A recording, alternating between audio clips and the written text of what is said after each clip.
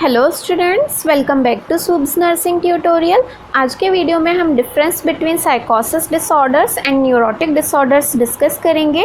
सबसे पहले यदि आप हमारे चैनल पर नए हैं और आपने हमारा चैनल सब्सक्राइब नहीं किया है तो प्लीज़ रेड बटन पर क्लिक कर लीजिए और हमारा चैनल सब्सक्राइब कर लीजिए। मेरे चैनल पर मेंटल हेल्थ नर्सिंग के इंपॉर्टेंट टॉपिक्स पर वीडियो साथ ही साथ प्रीवियस ईयर क्वेश्चन पेपर्स भी देखने को मिल जाएंगे। जितने भी BSc नर्सिंग वाले स्टूडेंट्स हैं, आप यदि मेंटल हेल्थ नर्सिंग के प्रीवियस ईयर क्वेश्चन पेपर देखना चाहते हैं तो आप हमारे चैनल की प्लेलिस्ट में जाकर देख सकते हैं। चलिए तो हम वीडियो शुरू करते हैं। तो देखिए, सबसे पहले हमें पता रहना चाहिए कि जो साइकोसिस और न्यूरोसिस वर्ड है, इनका मीनिंग क्या होता है। साइकोसिस वर्ड है, इसका मीनिंग है कि जितनी भी साइकोटिक डिसऑर्डर्स हो रही हैं उन्हें साइकोसिस में रखा गया है। तो साइकोटिक डिसऑर्डर्स कौन सी डिसऑर्डर्स होती हैं?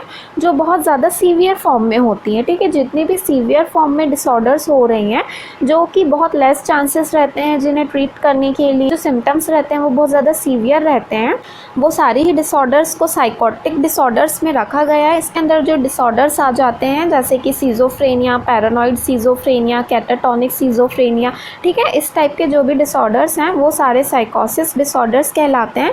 उसके बाद फिर हम देखेंगे कि न्यूरोसिस क्या है। तो देखिए, जो न्यूरोसिस है ये न्यूरोटिक डिसऑर्डर्स को बोला जाता है। जितनी भी न्यूरोटिक डिसऑर्डर्स हैं, स्ट्रेस रिलेटेड डिसऑर्डर हैं या एंजाइटी रिलेटेड डिसऑर्डर हैं, मतलब स्ट्रेस की वजह से किसी पेशेंट को बहुत ज़्यादा एंजाइटी हो रही है, डिसऑर्डर को न्यूरोटिक डिसऑर्डर्स में रखा जाता है। तो देखिए, इसमें क्या होता है, स्ट्रेस रिलेटेड इवेंट्स हैं जैसे कि डिवोर्स हो गया या किसी लव्ड वन की डेथ हो गई या पर्सन की जॉब चली गई, तो उसकी वजह से वो क्या करेगा, बहुत ज़्यादा स्ट्रेस ले लेगा। बहुत ज़्यादा स्ट्रेस लेने की वजह से पेशेंट के अंदर बहुत ज़्यादा एंजाइटी डेवलप हो जाती है। इसकी वजह से जो डिसऑर्डर्स क्रिएट होती हैं वो होती हैं न्यूरोटिक डिसऑर्डर्स। इसके अंदर फोबिक एंजाइटी डिसऑर्डर्स भी रखी जाती हैं। फोबिक एंजाइटी डिसऑर्डर्स में क्या होता है कि जो पेशेंट है उसे किसी भी पर्टिकुलर चीज़ से फोबिया रहता है। ठीक है, फोबिया इट मीन्स कि फियर या फिर डर होने लगता है, कि जैसे कि फियर ऑफ हाइट हो सकता है, कि उसे ऊंची जगह पर जाने से डर लग रहा है, किसी भी पर्टिकुलर चीज़ से बहुत ज़्यादा एंजाइटी होना। या CD को भी न्यूरोटिक डिसऑर्डर्स में रखते हैं, जैसे ऑब्सेसिव कंपल्सिव डिसऑर्डर, जिसमें जो पेशेंट है वो बहुत ज़्यादा रिकरेंट एक्टिविटीज़ करता है। किसी भी एक, सपोज़ कि अगर उसे लगेगा कि मेरे हाथ में जर्म्स हैं, मुझे हाथ धोना चाहिए, तो वो बार बार जाके हैंड वॉशिंग परफॉर्म करेगा।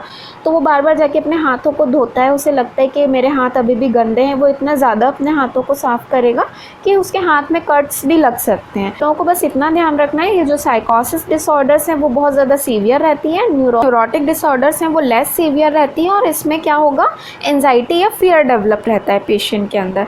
देख लेते हैं कि क्या क्या कारण हो सकते हैं। एटियोलॉजी देख लेंगे हम साइकोसिस डिसऑर्डर्स की और न्यूरोटिक डिसऑर्डर्स की।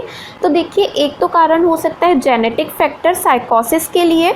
अगर साइकोसिस डिसऑर्डर हो रही है पेशेंट को, तो हो सकता है कि कोई जेनेटिक फैक्टर इन्वॉल्व हो, मतलब कि कुछ जीन्स से आई हो डिसऑर्डर, जैसे फैमिली में कभी किसी को साइकोटिक डिसऑर्डर्स रही हो जिसकी वजह से हमारे पेशेंट को साइकोटिक डिसऑर्डर हो रही है। लेकिन जो न्यूरोटिक डिसऑर्डर्स है इसमें जेनेटिक फैक्टर इन्वॉल्व नहीं रहते हैं, क्योंकि हमने देखा था ये किस वजह से हो रही है, बहुत ज़्यादा स्ट्रेस लेने की वजह से हो रही है। तो जो न्यूरोटिक डिसऑर्डर्स रहेंगे इसमें जेनेटिक फैक्टर इन्वॉल्व नहीं रहेगा, लेकिन साइकोसिस जेनेटिक फैक्टर इन्वॉल्व रहते हैं। जो नेक्स्ट कॉज हो सकता है स्ट्रेसफुल लाइफ इवेंट्स।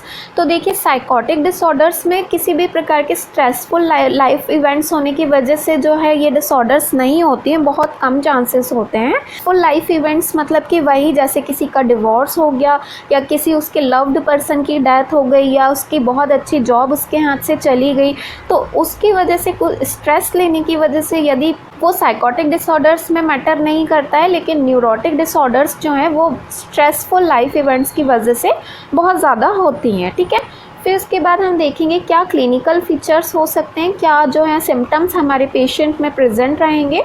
तो फर्स्ट देखिए, disturbance of thinking and perception. Patient को जो सोचने समझने की शक्ति है और जो भी परसीव कर रहा है, वो अपने आउटर वर्ल्ड में जो भी चीज़ें उन्हें परसीव कर रहा है, तो ये सारी चीज़ें हैं वो डिस्टर्ब हो जाएंगी साइकोटिक डिसऑर्डर्स में। लेकिन न्यूरोसिस डिसऑर्डर्स में हमें ये सिम्टम्स ज़्यादा देखने को नहीं मिलता है। ठीक है, जो साइकोसिस वाला पेशेंट रहेगा उसकी जो भी थिंकिंग है, परसेप्शन है, वो डिस्टर्ब हो जाता है।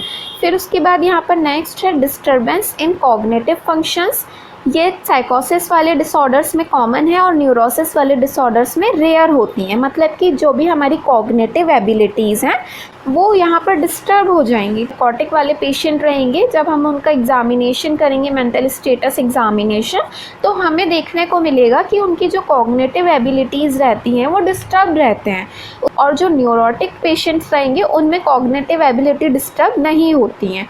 फिर बिहेवियर है वो साइकोसिस वाले पेशेंट पे अफेक्ट रहता है और न्यूरोसिस वाले पेशेंट का जो है वो अफेक्ट नहीं होता है। ठीक है, तो आपको ऐसे याद रखना है कि जो साइकोसिस वाला पेशेंट रहेगा उसका बिहेवियर चेंज हो जाएगा, उसके बिहेवियर में हमें बहुत चेंजेस देखने को मिलेंगे। जैसा वो पहले था रह के उसके बहुत सारे चेंजेस हो जाएंगे, अल्ट्रेशन हो जाएगा उसके बिहेवियर में। लेकिन न्यूरोसिस वाला जो भी न्यूरोटिक डिसऑर्डर वाला पेशेंट रहेगा उसके जो बिहेवियर में है हमें चेंजेस देखने को नहीं मिलेंगे। जजमेंट की जो कैपेबिलिटी है वो चेंज हो जाएगी, इम्पेयर्ड हो जाएगी। ठीक है, जैसा पहले वो चीज़ों को जज करता था वैसा अब नहीं जज करेगा यदि पेशेंट को साइकोटिक डिसऑर्डर्स हो रही है। और न्यूरोटिक डिसऑर्डर्स में जो जजमेंट है वो इंटैक्ट रहेगा। ठीक है, जजमेंट वो कर सकेगा ईजिली, लेकिन साइकोटिक वाली जो डिसऑर्डर्स रहेंगी उसमें जो जजमेंट की एबिलिटी रहेगी वो इम्पेयर्ड हो जाएगी। फिर उसके बाद जो नेक्स्ट यहाँ पर हमें सिम्टम्स देखने को मिलेगा इंसाइट का मीनिंग होता है कि अवेयरनेस ऑफ इलनेस, कि जो हमारा पेशेंट है, जो भी पर्सन है, वो अपनी डिसीज़ कंडीशन से अवेयर है या नहीं है। तो देखिए जो साइकोसिस वाले पेशेंट रहते हैं उनके अंदर इंसाइट जो है वो लॉस्ट हो जाता है या बहुत ज़्यादा पुअर रहता है।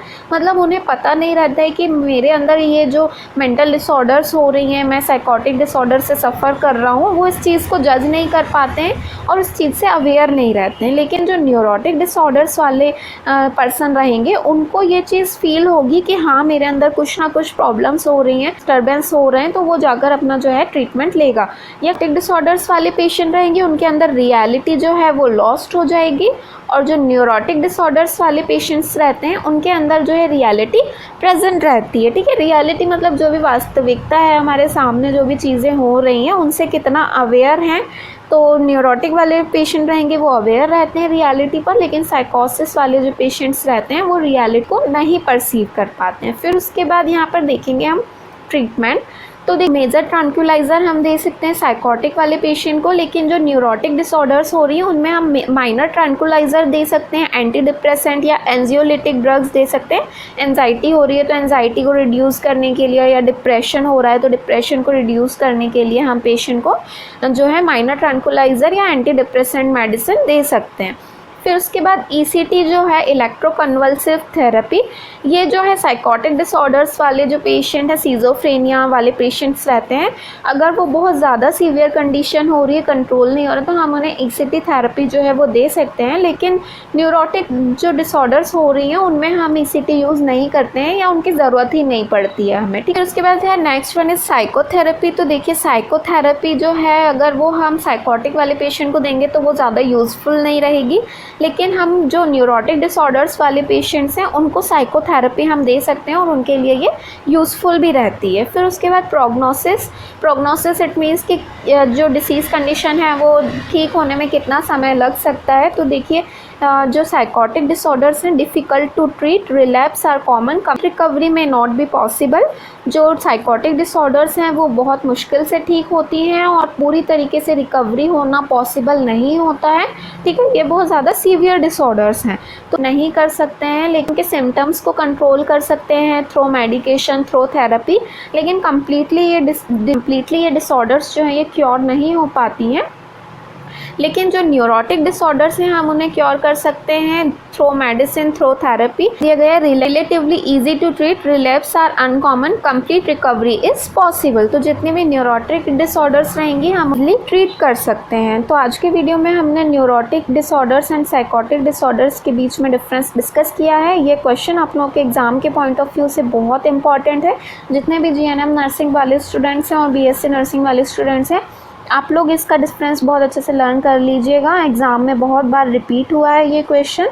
तो आप लोगों को वीडियो पसंद आया हो तो प्लीज़ वीडियो को लाइक कर दीजिए, अपने फ्रेंड्स के साथ शेयर कीजिए, और यदि आपने हमारा चैनल सब्सक्राइब नहीं किया है तो प्लीज़ चैनल को सब्सक्राइब कर लीजिए। Thank you.